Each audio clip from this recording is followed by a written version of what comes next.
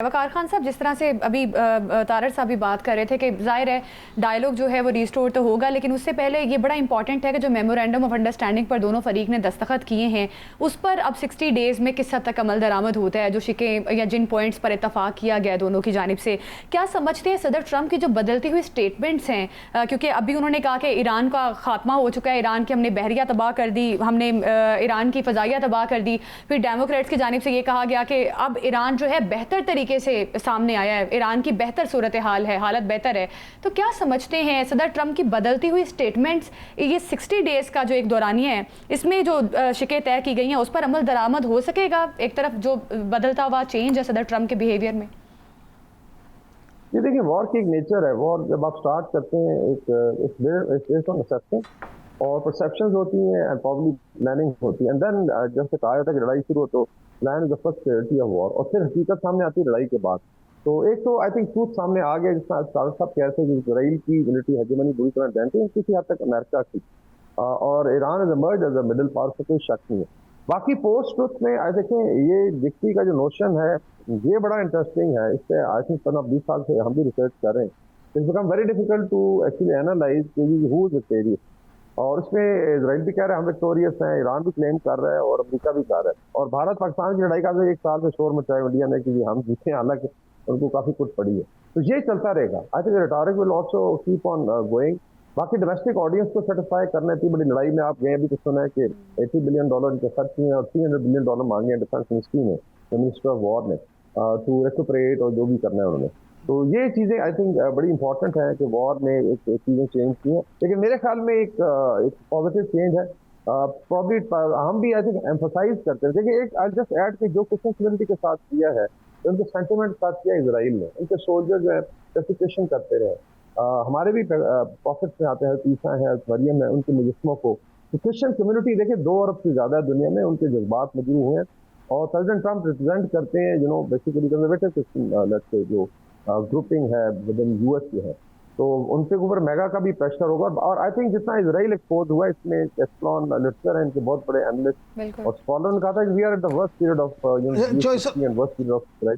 Choice साहब, आपसे जो खास तौर पे हर पाकिस्तानी जानना चाहता है, मैं वो सवाल पूछना चाह रहा हूँ कि एक तो ये है कि जंगबंदी से पूरी दुनिया को फ़ायदा होगा, पाकिस्तान को बड़ी इज्जत मिली है, पाकिस्तान का वक़ार बुलंद हुआ है, वज़ीर आज़म शहबाज शरीफ साहब, field marshal general Asim Munir साहब, इनका हर पूरी दुनिया में तारीफ़ें हो रही हैं।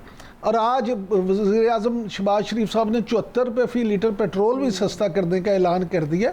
लेकिन अगर हम देखें तो आप क्या समझते हैं कि सालिसी का किरदार अदा करने के बाद पाकिस्तानी मीशत को किस तरह से और क्या फ़ायदा पहुँचेगा? क्या आप समझते हैं कि हमारी जो डिफेंस इंडस्ट्री है उसको तो बूम मिला मार के आग के बाद, अब इस सालसी के बाद हमें क्या फ़ायदा होगा?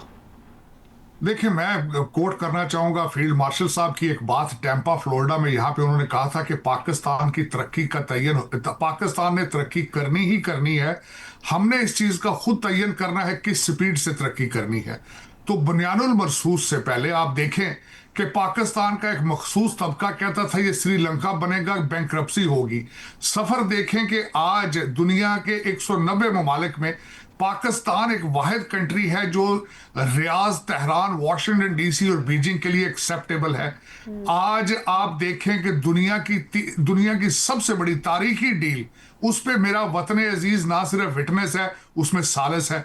अब उसमें मैं आना चाहता हूं अपनी मिलिट्री डिप्लोमेसी की तरफ कि पाकिस्तान की आर्मी एक वाहिद आर्मी है जो ना सिर्फ अमेरिकन हथियारों की एक्सपर्ट है बल्कि चाइनीज हथियारों को भी बहुत अच्छे तरीके से जानती है, जिसका मुजाहरा आपने बुनियादुल मरसूस में किया। तो इस खित्ते में फ्यूचर में आप देखेंगे कि सऊदी अरेबिया से आगाज हो चुका है, गल्फ कंट्रीज हमारी आर्मी को इस्तेमाल करेंगे, हमारी आर्मी उनको ट्रेन करेगी, इनको डिफेंड करेगी। तो मुआशी तरक्की तो लिखी जा चुकी है। ईरान से आप सस्ता तेल लेंगे, आपकी पाइपलाइन बनेगी, और सबसे बड़ी बात जो है, सबसे बड़ी खुशखबरी ये है कि BALA चौक होगी और बलोचिस्तान खुशहाल होगा। तो मेरे ख्याल में पाकिस्तान का एक ताबनाक मुस्तकबिल इंतजार कर रहा है। और यहां तक नहीं है, बल्कि मैं ये समझता हूं कि अगला नोबल पीस प्राइज जो है वो पाकिस्तान का होगा, हमारे फील्ड मार्शल साहब का होगा, और मैं ये समझता हूं कि आज इस मोमेंट को हर पाकिस्तानी को कैप्चर करना चाहिए कि पाकिस्तान किस तरीके से विद इन ईयर जिस स्पीड से दुनिया के मंजरनामे पे आया है इस रिमार्केबल स्टोरी। ब्रिगेडियर साहब ये फरमाइएगा कि वज़ीर आज़म जो हैं इसी माह सऊदी अरब के बड़े अहम दौरे पे जा रहे हैं, आप क्या समझते हैं कि इस पूरे सिनेरियो में ये जो सऊदी अरब का दौरा है उसके क्या नताइज होंगे? क्या जो दूसरे ममालिक हैं और जो आप अक्सर ख़ुद भी जिक्र करते हैं कि पाकिस्तान, सऊदी अरब, ईरान, तुर्किया और चीन मिलके जो नया ब्लॉक बनने जा रहा है उसमें मज़ीद भी अरब ममालिक शामिल हो रहे हैं, तो क्या ये भी दौरे में ये चीज़ें भी डिस्कस होंगी? आई थिंक सपोर्टिंग जो तारक साहब ने बात किया थी इसी चीज़ को लेके आगे इस दौरे की तरफ आते हैं। एक तो पाक सऊदी जो रिलेशनशिप है पहले भी हिस्टोरिक रही है, लेकिन अभी इस लड़ाई में जो बल्कि इससे पहले आपको पता है एग्रीमेंट हो गया था, तो डिप्लॉयमेंट भी हुई फोर्सेस की, ये दिस इज नाउ अनप्रेसिडेंटेड। और इसमें एक तो पाकिस्तान का military influence is now expanding from Bay of Bengal to Mediterranean, ये कभी नहीं हुआ, कभी इजराइल को भी हीट फील होती है। बाकी खिते में जो नया ब्लॉक है जिसकी बात हो रही है वो स्टेप है that is Saudi Arabia, Turkiye, Egypt, Pakistan and I will add I, तो स्टेप ही बन जाता है। ईरान इंशाल्लाह स्टेज से इसके अंदर बिल्कुल बैकिंग है चाइना की। I am sure even American are very happy with this new architecture कि लोग खिते के मामला संभालें। इसके अंदर आई थिंक एक तो जितनी भी इन्वेस्टमेंट है, सऊदी इन्वेस्टमेंट जो $10 बिलियन प्लस की बात हो रही है वो आने की उम्मीद है। उसके अलावा आपको फाइनेंशियल सपोर्ट होगी। पाकिस्तान की ओवरसीज हैं, आई थिंक इनकी तादाद में इजाफा होगा गल्फ से, जो बहुत ज़्यादा पैसा भी भेजते हैं। And all told I think हो सकता है स्टेप के सिलसिले में बातचीत हो कि जो फ्यूचर आर्किटेक्चर उसमें पाकिस्तान का कलीदी रोल होना है, जिसके अंदर पाकिस्तान का न्यूक्लियर अम्ब्रेला है, सऊदी अरेबिया का फाइनेंशियल प्रोविस है, और तुर्किया की डिप्लोमेसी है, और इजिप्ट की ह्यूमन रिसोर्स एंड इंशाल्लाह ईरान की आई वुड से पूरी स्नेताई भी होगी। और पाकिस्तान ने जितना ब्रिज किया है गल्फ अक्रॉस का गल्फ, आई थिंक सबसे बड़ी कामयाबी वो कि शिया सुन्नी सेक्टेरियन लाइन से लड़ाई नहीं होने दी, खुदा न खासा बड़ी तबाही होनी थी। और उसमें शायद अरब वर्ल्ड को पहली दफ़ा एहसास हुआ है कि what ever Pakistan is saying it was correct. और फर्स्ट टाइम वही आई थिंक तारक साहब वाली बात कि आप तेहरान भी खुश है, आपसे रियाद भी खुश है, आपसे अंकारा भी खुश है, बीजिंग, यूएस, तो this is I think a matter of revelation of.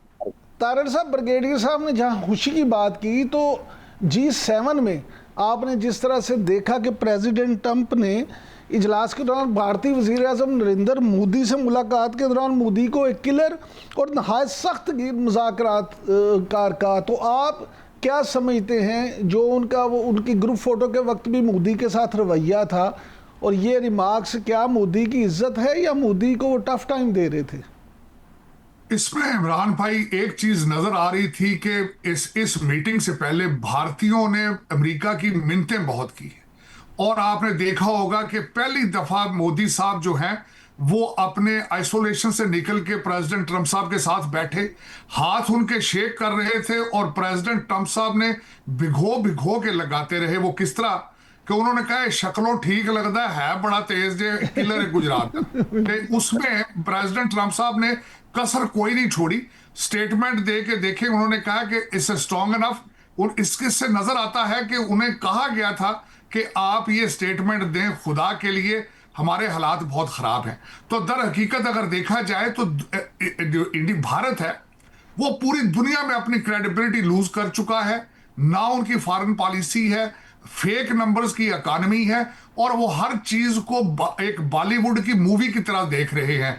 तो दर हकीकत इस वक्त अगर देखा जाए तो सिर्फ और सिर्फ टीटीपी, मुल्ला याकूब उनके दोस्त हैं, तालिबान दोस्त हैं। दुनिया का कोई मुल्क इस वक्त उनको मुंह लगा के राजी नहीं है।